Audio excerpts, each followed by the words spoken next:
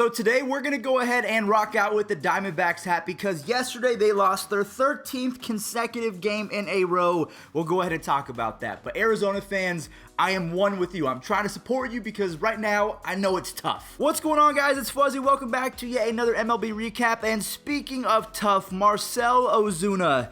I hope that these two people separate because this is not the first time that Marcell Ozuna and his wife have been involved in a situation like this. Marcell needs to go this way. His wife needs to go the complete opposite way. And Ozuna, he might not have a problem with that because he could be going to jail for a very long time. Baseball comes secondary in situations like this, so I want to make sure you guys know that. I'm hoping that both parties get some help, but to the Braves fan base, this is a massive blow from a baseball perspective. But again, baseball is secondary in this situation. So yeah, it really sucks, but it happens. So we got to talk about it. Also, Fernando Tatis Jr. is back in the limelight for upsetting old people because he hit a home run and then he looked at it even though it was a game-tying 3-run home run. If you can't look at that one, what home run are you supposed to celebrate? All right, I'm going to go ahead and pump the brakes a little bit before I get too heated. This video is going to be all over the place because, again, so much happened yesterday. So before we talk about the Marcell Ozuna situation, let's talk about what happened with the Braves yesterday because they got decimated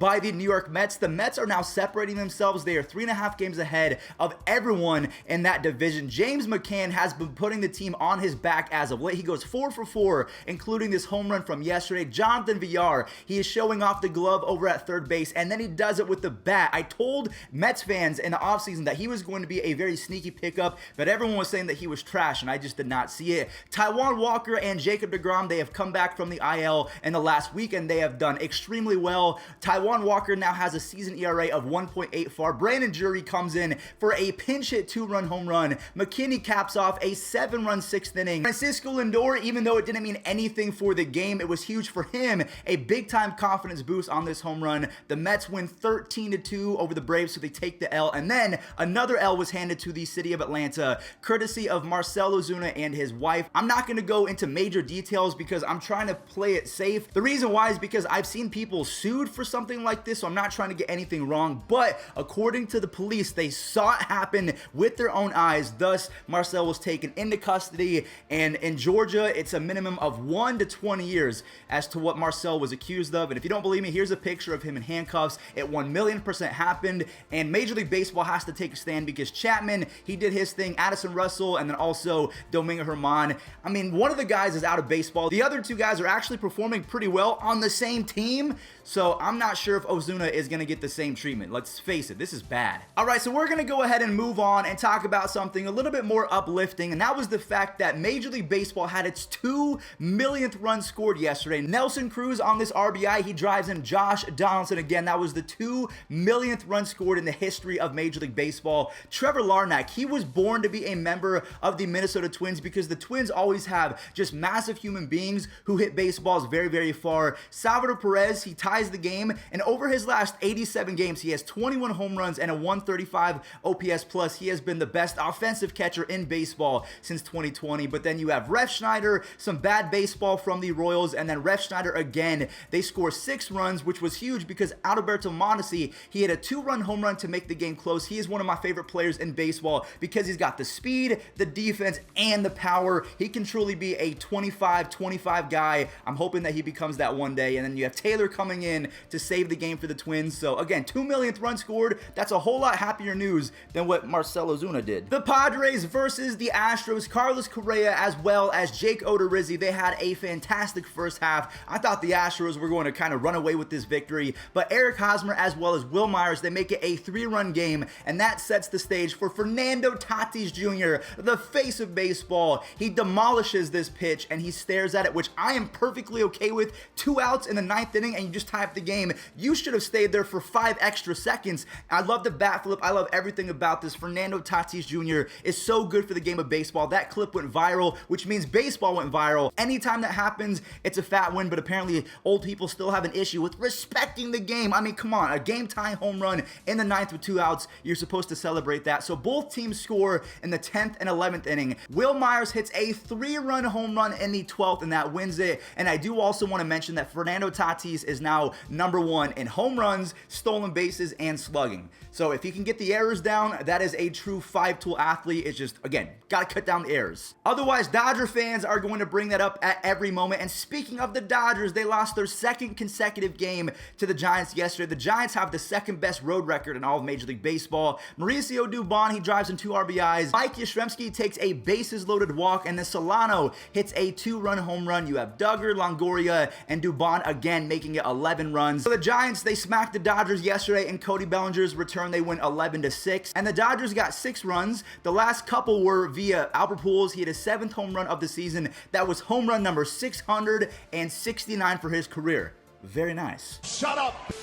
Yadier Molina is playing out of his mind. If you did not think that he was a first ballot Hall of Famer, 2021 is now improving his offensive stats. He's up to 26 RBIs and a 144 OPS plus. On top of that, you have Paul Goldschmidt. He's playing Gold Glove defense over at first base. And unlike the Diamondbacks, because their defense was playing horrible, the Cardinals pick up a few runs. And Tyler O'Neill drives in 2 RBIs, and he has been playing like an MVP as of late. He has 11 home runs and a 157 OPS plus on the season, even though he has 3 walks to 40 strikeouts, so his vision is not that great. It's actually kind of bad if we think about it. It's just one of those things that once he makes contact, it goes a very far way. He's extremely fast. He plays Gold Glove defense. He won it in 2020, so he's playing like an MVP, so good for the Cardinals. Alex Reyes comes in to save it, and the Diamondbacks, like I mentioned in the intro, they fall to their 13th consecutive loss in a row. I can't believe I'm saying that. Zach Wheeler was dominant yesterday, kind of. Austin Meadows, he torched this 2-run home run. That was his 11th of the season. He is bouncing back after a horrific 2020 season. So the Phillies tie it at 2 apiece. Then you have Choi with an RBI and Matt Joyce, who was coming into this AB 0 for 28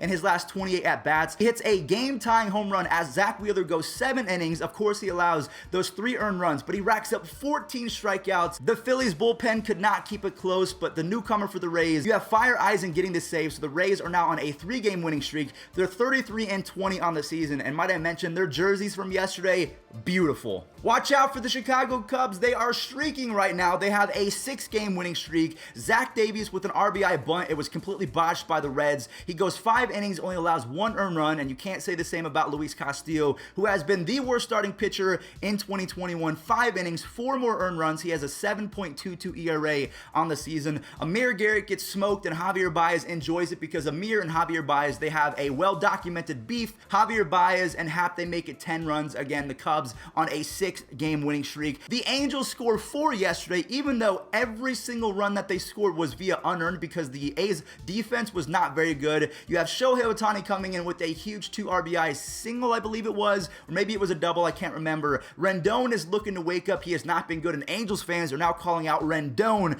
kind of like Mets fans are calling out Lindor for stealing money, even though it's been 50 games. They're going to break out. Actually, 50 games is a lot. Either way, Alex Cobb, he goes 7 shutout innings, only allows 3 hits, and has 8 strikeouts. Aside from Shohei Ohtani, he might be the second best pitcher on the Angels. Griffin Canning has also been pretty decent along with Andrew Heaney. He has a good start and then a bad start, but overall, solid win for the Angels. The Red Sox won yesterday. The Yankees lost. We're going to talk about the standings in just a moment. Nathan Eovaldi, at one point against the Marlins, struck out 5 consecutive hitters in a row. Bobby Dahlbeck and Kevin Plawecki, they make it 2-0. Nathan ends up going 5 innings. He has 7 strikeouts, does not allow a single earned run, and Adam Ottavino comes in, strikes out 2 hitters with the bases loaded to get out of that jam. Matt Barnes, he does give up a run to Jesus Aguilar, but he ends up saving it. And because they won and the Yankees lost yesterday to the Tigers are on a 2-game winning streak against the Yankees. The Yankees fall to 3.5 games back. Willie Castro, he makes Rougned Odor try to be Derek Jeter. That doesn't go well, and then Willie Castro comes up with a web gem of his own. He shows Rougned Odor how to get it done. Spencer Turnbull, he turns in a fantastic start. 5 2/3, only 1 earned run, strikes out 6, and Jonathan Scope with an absolute no-doubter. The Mariners versus the Rangers. Justin Dunn got it done yesterday. 1 earned run, 8 strikeouts in just under 6 innings. Mike Fulton-Nelwich goes 7, but unfortunately this home run from J.P. Crawford as well as Mitch Haniger, they hit home runs, and the Mariners escape with a 3-2 victory. The Rangers lost their 11th consecutive game on the road, so they're just like the Rockies. If they're not playing at home, it's almost a guaranteed win for the other team. And then the final 6 games from yesterday, we have 3 doubleheaders. We're going to go through them fairly quick. Brewers versus Nationals. Game number 1 goes to the Brewers, courtesy of obviously Garcia, his 6th home run of May. You have Christian Yelich with a web gem and then an RBI triple. I love it. Give it to me. I want Christian Yelich to be back as a top 15 player in baseball. Schwarber with an absolute nuke. Freddie Peralta goes a complete game with 7 strikeouts, only allows 1 earned run, that one to Kyle Schwarber. The Brewers sweep the doubleheader as Luis Urias ties it up at 1.